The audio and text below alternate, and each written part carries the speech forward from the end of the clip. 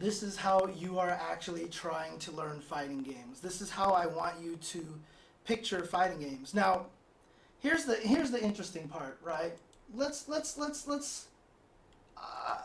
I talked about the fact that everybody here, I feel like, has already played fighting games, right? I've talked about that before. Let's bring some more games into the scenario, shall we? Let's bring some more goofy examples here. Everyone here has played the hand slap game, right? You know what I'm talking about. Let's talk about this hand slap game, shall we? You guys have all played this goofy game. You've seen this game before. You put your hands on top of the other person's hands, and then you try to slap one of the hands, right? You know, this whole game where you're like trying to do all this stuff, and you know, you're just basically trying to have the reaction to avoid their slap. That's basically what you're trying to do. You know, you see this hand slap game where they put your hands on top of yours, and bam, you try to catch them before they can pull their hand away. And what you realize about this is that when you're playing this game with somebody, you know, they put their two hands on yours, you're trying to fake them out. Like, for example, I'll twitch this hand so they concentrate on trying to dodge with this hand. So you twitch this hand and then boom, you slap over here, right? Or let's say you went for this hand, you went for this hand, you went for this hand again. You're probably thinking to yourself that your opponent, says, he's not going to, there's no way that he's going to go for that same hand again a fourth time in a row. So you do it again and you catch him unawares. This is all fighting games. This is all reactions. And this is all baiting. You're like, oh, here's this. And then you hit this hand. Or how about like when you swing and you miss and they're like, haha. And as soon as they put their hands in, you slap them right away. Right? That's kind of like a mind game that you're playing with them. That's kind of a strategy that you're trying to apply. That's fighting games. All of that is fighting games. You're trying to trick the opponent. You're trying to bait them. You're trying to catch them off guard. This is the dance. This is the dance in fighting games. You try to go in there and miss. You try to go in and miss and try to bait them. You whiff a jab to make them think that you're trying to attack, and they go, oh, wait, that was just a jab. And then all of a sudden you throw out a long-range move and you hit them. You know, it's all these kind of things like this. These are little fakes that you can use to do this. Let's talk about rock, paper, scissors, right? Rock, paper, scissors is all a mental game. You sit there and you play rock, you play scissors, and then you're like, dude, there's a reason why that at the end of all fighting games tournaments, a bunch of people go and play rock, paper, scissors afterwards, because it's all it is. They're just trying to read each other's mind and outsmart the other person. A lot of people have talked about you know, rock, paper, scissors, fighting games as rock, paper, scissors, kind of in a lot of ways. In a lot of situations, you get put into that situation. But again, rock, paper, scissors is all about fighting games. You're trying to read what your opponent wants to do. You're trying to guess and divine from them what you know about them. And from the history, if you've played 2 scissors and 2 rocks, and then another 3 scissors and then 1 rock, the opponent's like, okay, he's just staying away from paper. So then all of a sudden you throw out a paper out of nowhere and you defeat his rock. You know, these are all mind games that you are playing while you are playing fighting games. Now, here's the tricky part. Here's the tricky part. The reason why I brought up these 3 particular games is because Zelda, I've showed you guys already a bunch of times. Zelda is all about spacing, right? Trying to maintain this space with your opponent. This little hand slap game is all about reactions and twitching and reacting to things, you know, and having good reflexes. Rock, paper, scissors is all about mind games. It's all about trying to understand what your opponent is doing, what they're thinking, what their tendencies are, and what their patterns are. So 3 very different aspects of fighting games. The reason why I say that you can play fighting games is because these are some of the most core parts of fighting games. is reactions, spacing, and reading your opponent. So that's why I brought these 3 games up. You've played all of them before. You've played all these games before. And that's why I think you can play fighting games. Now, the reason why fighting games makes this a little more difficult now is, let's picture this. Let's picture this right now. Let's say instead of the hand slap game, you're playing with your feet. You're standing foot to foot with the opponent, and what he's trying to do is stomp on your foot. And so you just have to pull your foot out of the way. But then you're playing rock, paper, scissors with your right hand. Okay, so your opponent is sitting there and you have to play rock, paper, scissors with him while he's trying to stomp on your foot. And on the left hand over here, you're playing on a PlayStation controller and you're moving Link around and you're using the left shoulder button to swing the sword. And your opponent is using ball and chain dude and he's walking up and he's trying to hit you with ball and chain.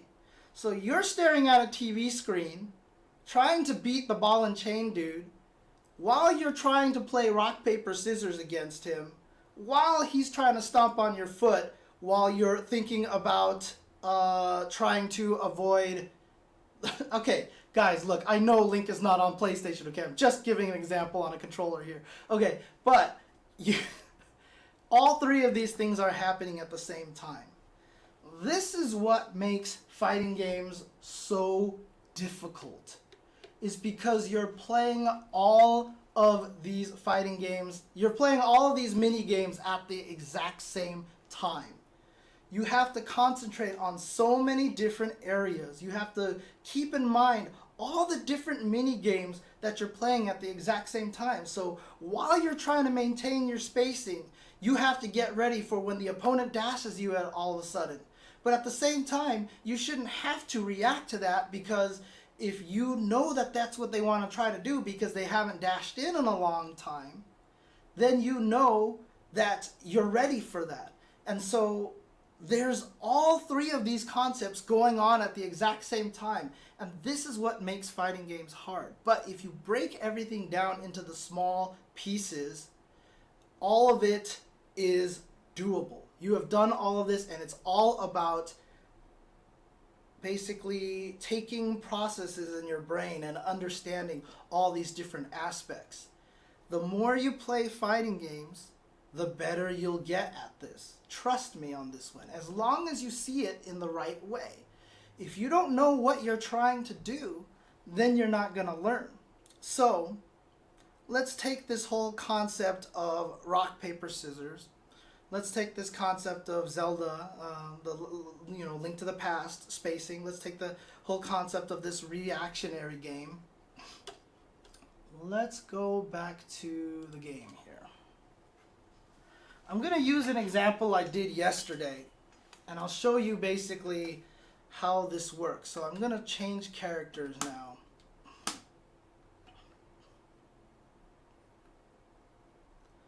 Let's do this really quick.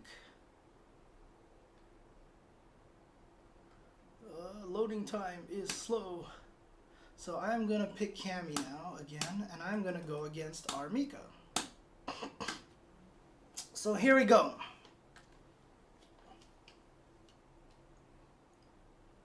What I'm going to show you now is all about spacing.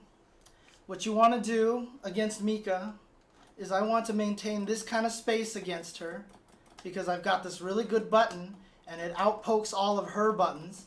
So, for example, I can hit you at this range, but if I actually use Mika here,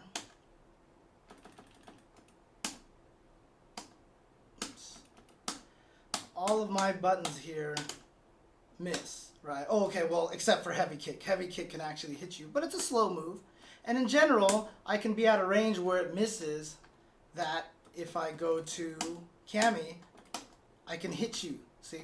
So her kick basically is faster and has a little better range than Mika's. So I want to maintain this distance from her. I don't want to let her get in. So what I want to do is make sure that she can't do a bunch of different ways to get in. So let's talk about all of the different ways that our Mika can get in on an opponent. Our Mika, while she's dancing around like this, she can use a charged drop kick. Okay? If she uses the charged drop kick to get in like this, that covers a lot of distance, but it's a very slow move to start up. So what happens here as the Cammy player is if I see her do that, I'm just going to punch it because I want to stop it. So this is one way she wants to get in.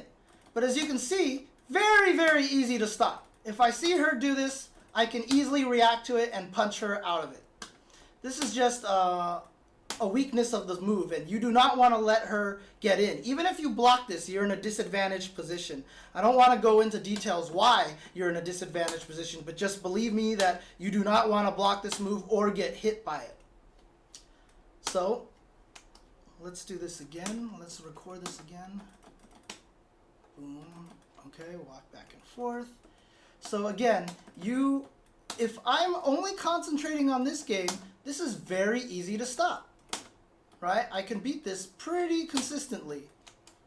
Now let's see another thing that our Mika can do.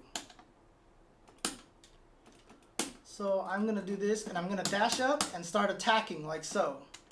Whoops, let's do that again, shall we?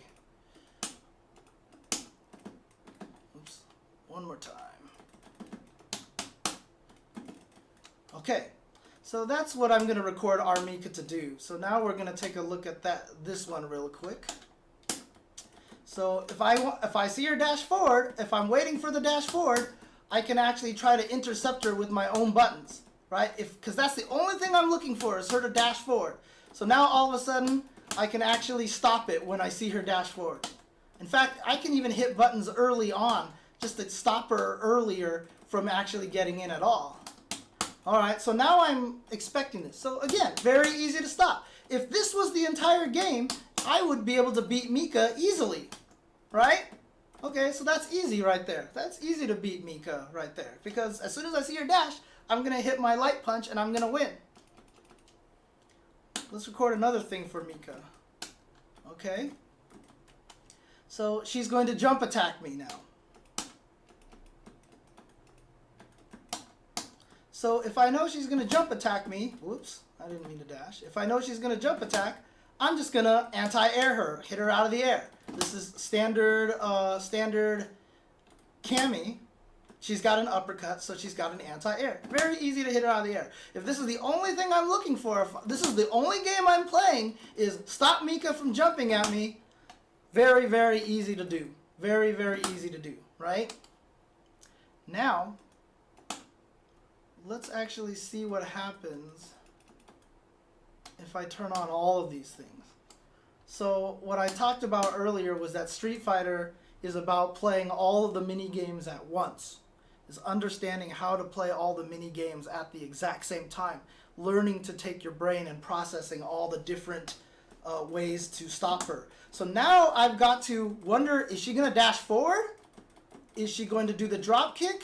Or is she going to jump at me all of a sudden? Okay, she's going to drop kick. Now all of a sudden, all these mini games are a problem. I'm so scared. I don't know what she's going to do. And she dashed in, and I wasn't ready for it. Oh, now she drop kicked, and I'm not ready for it anymore. And now she dashed up, and I'm not ready for it. So I'm scared of dashing up, so I'm looking for dash. Okay, now she drop kicked me. And now she jumped at me because I was looking for drop kick or dash. Okay, now she jumped at me again. Basically, all this really comes down to is, as I said, 3 mini games. There's only 3 mini games that I've set up here. I have set up the drop kick mini game. If I see this, I can stop it. Right? I have set up the dashing mini game. If I know she's going to dash, I can easily stop it because that's the only thing she's going to do. If I know she's going to do the jump, if I only have set up the jump mini game, I know I can anti-air her very, very easily. Oops. Well, not that easy, I guess. There we go. So I can uppercut her. This is basically I've just boiled down fighting games into one of the most simple ways to look at it humanly possible. I have set up 3 different ways for Armika to get in on you. And if you, now you see, if the opponent, this is like playing rock, paper, scissors, right? If you play against a truly random computer, you can't really gain a good pattern out of playing a rock, paper, scissors against them. So it's going to be kind of truly random. And so it's hard to develop a strategy. And you see here in the fighting games, as long as you can mix up your options between all the different abilities that you have there, it's hard for the opponent to understand what it is that you want to try as well. So this is how fighting games works. You are playing a ground game, and then you jump and you surprise them, right? You jumped for a reason because you know they're looking at your ground game. And in fact, you're going to start whiffing jabs and whiffing standing kicks. Like I said, it looks like players are doing nothing, but you're actually doing something. You're actually whiffing those buttons to get them to fake them out to thinking that you're playing this ground game so you can jump at them. You throw out certain moves so that they're scared to touch buttons so you can dash in. You're trying to fake them out so you can actually do a drop kick and get in and start your mix-up. These are the kind of things that you're trying to do. You're playing all these little mini games. Oops. And this is how you have to understand fighting games. So when you go online and you play fighting games, you know, I don't want you to sit there and just run up to them and try to hit buttons or just jump at them mindlessly.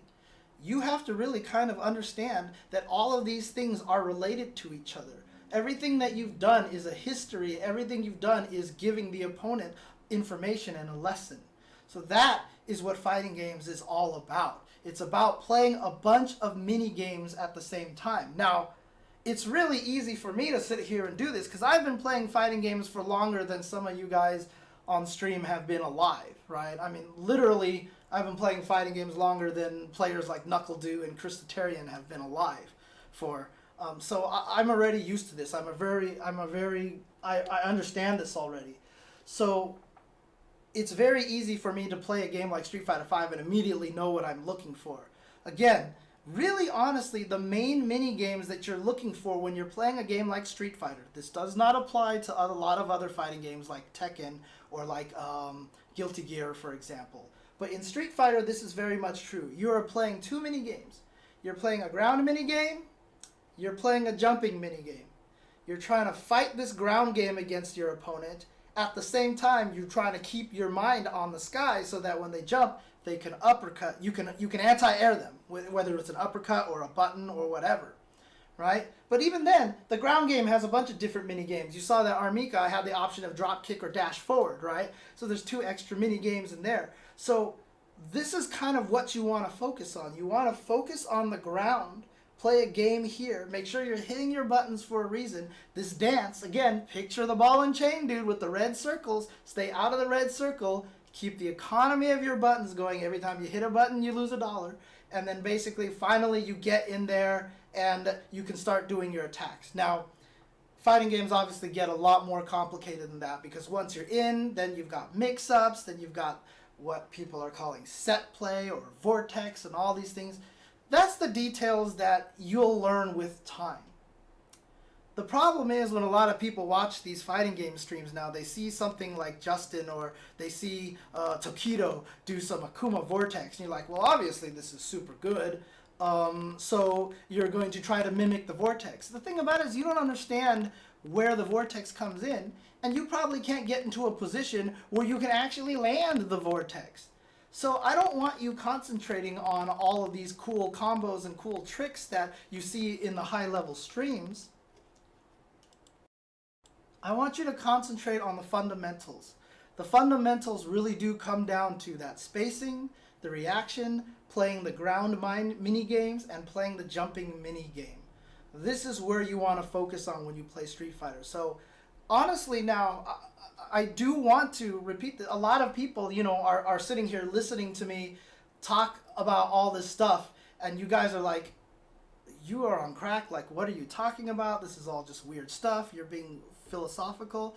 But if you're new to Street Fighter, I promise you, if you go and play this game, and picture the red circle, like from the ball and chain. Like if you see your opponent loves a certain move too many times, like if you play against a birdie and he sits there and handstand medium kick all day, you're going to develop that red circle now. You're going to see where you want to avoid, right?